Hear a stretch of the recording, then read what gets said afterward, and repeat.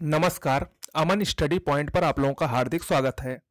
दोस्तों, हम लोग इंडियन पॉलिटी के अंतर्गत संसद के बारे में पढ़ रहे हैं और संसद में हमने उच्च सदन यानी राज्यसभा के बारे में कुछ महत्वपूर्ण जानकारियां हासिल कर ली हैं।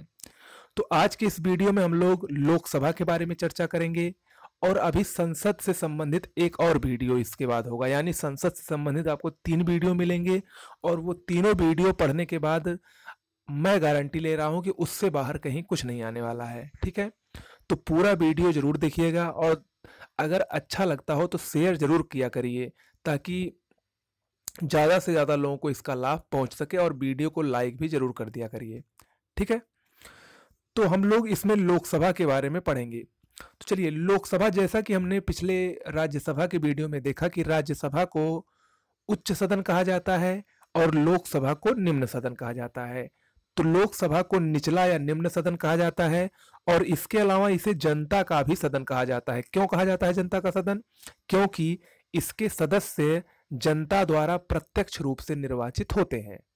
ओके, अब देखिए, लोकतंत्रात्मक व्यवस्था में लोकसभा का राज्यसभा की अपेक्षा ज्यादा महत्वपूर्ण स्थान है। क्यों?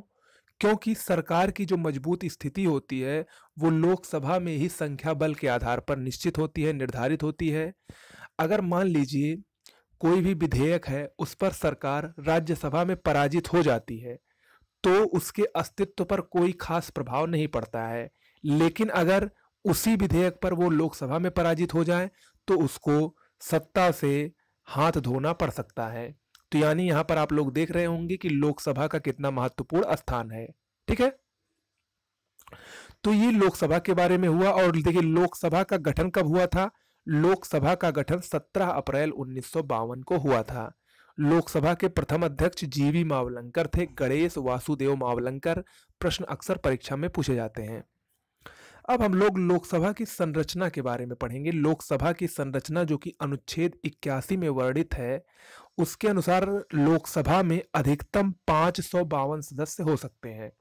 लोकसभा में अधिकतम 552 सदस्य होते हैं, जिसमें 530 सदस्य राज्यों से चुनकर आते हैं, 20 सदस्य केंद्र शासित प्रदेशों से चुनकर आते हैं और 2 आंग्ल भारतीय सदस्य होते हैं जो कि राष्ट्रपति द्वारा मनोनीत किए जाते हैं। इनका निर्वाचन नहीं होता है, इनका मनोनयन होता है राष्ट्रपति द्वारा। ये तो अधिकतम संख्या हो गई लोकसभा की। अब वर्तमान में लोकसभा में कितने सदस्य हैं? वर्तमान में लोकसभा में 545 सदस्य हैं, जिसमें 530 राज्य से हैं, 13 केंद्र शासित प्रदेश से हैं और 2 आंग्ल भारतीय हैं। और देखिए, वर्तमान जो लोकसभा चल रही है 2014 से 2019 तक, जिसका भी हाल ही में चुनाव होने वाले हैं, वो 16वीं लोकसभा है। ध्यान रखिएगा, वो 16वीं लोकसभा है। ठीक है, लोकसभा के सदस्यों का चुनाव हम लोग अभी पहले भी बताया मैंने कि जनता द्वारा प्रत्यक्ष रूप से होता है। लोकसभा सदस्य बनने की योग्यता क्या है? लोकसभा सदस्य बनने की योग्यता मिनिमम 25 वर्ष आयु पूरी करनी चाहिए उसको। और इसके अलावा कुछ जो योग्यताएं कॉमन है सबके लिए, जैसे कि वो किसी लाभ के पद पर ना हो और वो भारत का नागरिक हो, ये सबके लिए कॉमन होती हैं। ठीक है, लोकसभा का कोरम कितना होता है? कोरम यानी गणपूर्ति। देखिए, कोरम क्या होता है मैंने पिछले वीडियो में बताया था, एक बार फिर से बता दे रहा हूं। कोरम वह न्यूनतम सदस्यों की संख्या होती है जिनकी उपस्थिति से सदन की कार्यवाही प्रारंभ हो सकती है।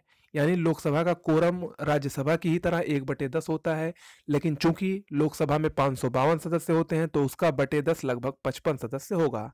ठीक है, तो ये 55 सदस्य या 1/10 लोकसभा का कोरम होता है। लोकसभा के सदस्यों का कार्यकाल सामान्यतः 5 वर्ष का होता है, परंतु राष्ट्रपति द्वारा प्रधानमंत्री के सलाह पर लोकसभा का कभी भी, पहले भी, उससे पहले भी, यानी 5 वर्ष से पहले भी विघटन हो सकता है। ठीक है, और अगर लोकसभा विघटित हो जाती है तो वो 6 माह से अधिक नहीं रह सकती है। मैक्सिमम उसकी जो अवधि है वो 6 माह है विघटन होने के बाद। ठीक है, अब देखिए, जो परीक्षा में प्रमुख रूप से आता है कि लोकसभा में राज्यवार कितनी सीटें निर्धारित की गई हैं, ये परीक्षाओं में खूब आता है। तो इसको हम लोग देखते हैं। देखिए, राज्यसभा में जो लोकसभा में सीटों का आवंटन है वो जनसंख्या के आधार पर किया गया है। इसीलिए हम लोग देखते हैं कि अलग अलग राज्यों में अलग अलग सीटें हैं और सबसे ज़्यादा सीटें, 80 सीटें उत्तर प्रदेश में है लोकसभा की। क्यों? क्योंकि उत्तर प्रदेश की जनसंख्या भारत में सबसे ज़्यादा है। ठीक है। इसके बाद महाराष्ट्र में 48 सीटें, पश्चिम बंगाल में 42 सीटें, बिहार में 40 सीटें हैं। तो ये तो कुछ प्रमुख राज्य ऐसे हो गए जिनकी सर्वाधिक सीटें हैं। अब जो प्रश्न अक्सर आता है वो मिनिमम सीटों से आता है, जिनके पास 1 या 2 सीटें होती हैं उन्हीं से प्रश्न अक्सर आता है। तो हम लोग 2 सीटें वाले प्रमुख राज्यों को देख लेते हैं। अरुणाचल प्रदेश, गोवा, मणिपुर, मेघालय और त्रिपुरा, यहाँ पर लोकसभा की 2 सीटें हैं। इसके अलावा मिजोरम, नागालैंड, सिक्किम, चंडीगढ़, लक्षद्वीप और पुडुचेरी में लोकसभा की 1 सीटें हैं। ठीक है, तो ये कुछ प्रमुख सीटें हो गई राज्यों में लोकसभा की। अब इसके बाद देखिए, लोकसभा में अनुसूचित जाति व जनजातियों के लिए भी स्थानों के आरक्षण का प्रावधान अनुच्छेद 330 के अंतर्गत किया गया है। मोस्ट इंपॉर्टेंट अनुच्छेद है ये। अनुच्छेद 330 क्या कहता है कि लोकसभा में अनुसूचित जाति यानी एससी व जनजाति यानी एसटी के लिए स्थानों का आरक्षण होगा। अब ये देखिए, सर्वाधिक अनुसूचित जाति आरक्षित सीट वाला राज्य कौन सा है? ऐसा वह राज्य जहां पर सर्वाधिक अनुसूचित जाति यानी एससी आरक्षित सीट है वो है उत्तर प्रदेश। वहां पर 17 लोकसभा की सीटें आरक्षित की गई हैं। उत्तर प्रदेश में सर्वाधिक है भारत में। अब इसके अलावा सर्वाधिक अनुसूचित जनजाति आरक्षित सीट वाला राज्य कौन सा है, यानी एसटी आरक्षित सीटें वाले राज्य कौन सा है? तो वो है मध्य प्रदेश, जिसमें 6 सीटें एसटी के लिए आरक्षित की गई हैं। ओके, तो ये सब प्रमुख जानकारियां थी जो कि परीक्षा में अक्सर आती हैं लोकसभा से संबंधित। अब हम लोग संसद के पीठासीन अधिकारी के बारे में पढ़ेंगे, जिसमें लोकसभा अध्यक्ष सबसे प्रमुख है। लोकसभा अध्यक्ष का प्रावधान अनुच्छेद 93 यानी 93 में किया गया है। लोकसभा के सदस्यों के बीच से ही अध्यक्ष का चुनाव किया जाता है।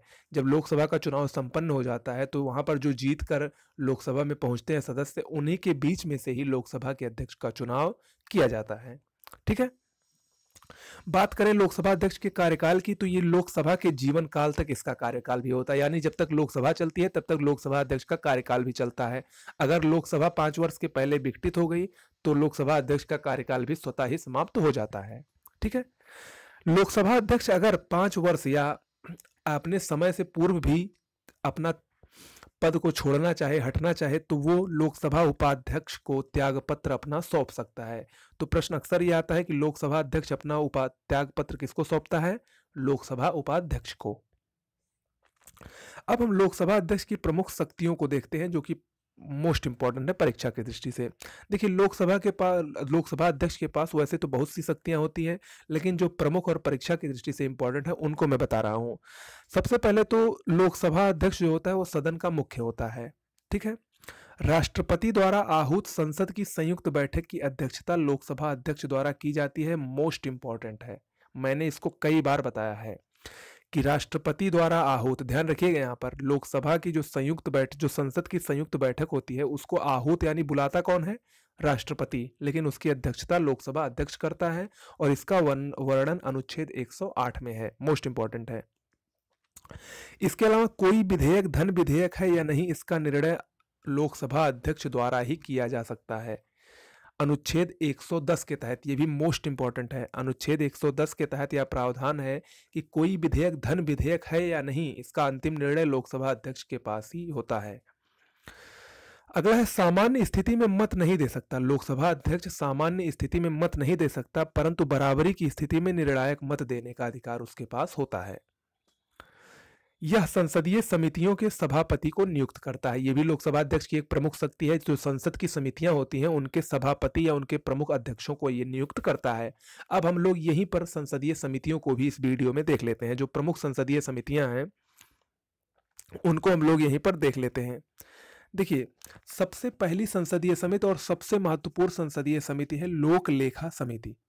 इससे प्रश्न अक्सर पूछा जाता है और जो पूछा जाता है मैं वही बता रहा हूं। लोक लेखा समिति की स्थापना 1921 में हुई थी, भारत सरकार अधिनियम 1919 के तहत। ठीक है, इसमें 22 सदस्य होते हैं, यही सबसे ज्यादा बार पूछा जाता है। इसमें 22 सदस्य होते हैं, जिसमें 15 लोकसभा से और 7 राज्यसभा से होते हैं। समिति का जो अध्यक्ष होता है वो विपक्षी दल से होता है। इसका कार्य क्या होता है? नाम से पता चल रहा है, लोक लेखा समिति है, यानी यह CAG, controller and auditor general की वार्षिक रिपोर्ट की समीक्षा करती है यह समिति। ठीक है, दूसरी समिति है प्राक्कलन समिति। प्राक्कलन समिति ये 1950 में गठित हुई थी। जॉन मथाई जो तत्कालीन वित्त मंत्री थे, उनकी सिफारिश पर 1950 में प्राक्कलन समिति का गठन किया गया था। इसमें 30 सदस्य होते हैं। मोस्ट इंपॉर्टेंट, ये सभी लोकसभा से होते हैं, यानी इसमें राज्यसभा का प्रतिनिधित्व नहीं होता है। अध्यक्ष जो इसका होता है प्राक्कलन समिति का, वो सत्तारूढ़ दल से होता है, यानी जो जिस दल की सत्ता होती है, जिसकी सरकार होती है, उसी का इसमें अध्यक्ष बनाया जाता है। लेकिन मंत्री नहीं हो सकता है। कोई भी अगर मंत्री के पद पर विराजित है तो वो इसका अध्यक्ष नहीं बन सकता है प्राक्कलन समिति का। इसका कार्य क्या है? इसका प्रमुख कार्य होता है सरकार के वार्षिक अनुमान का परीक्षण करना। सरकार के वार्षिक अनुमानों का परीक्षण करना प्राक्कलन समिति का, नाम से पता चल रहा है, आकलन करना। ठीक है। अगली जो समिति है उसका नाम है सरकारी उपक्रम संबंधी समिति। इसका गठन 1964 में कृष्ण मेनन समिति के आधार पर किया गया था। ध्यान रखिएगा, कृष्ण मेनन समिति के आधार पर 1964 में सरकारी उपक्रम संबंधी समिति का गठन किया गया था। इसमें भी 22 सदस्य होते हैं, लोक लेखा समिति की तरह ही। 15 लोकसभा से और राज्यसभा से 7 सदस्य इसमें होते हैं। ठीक है।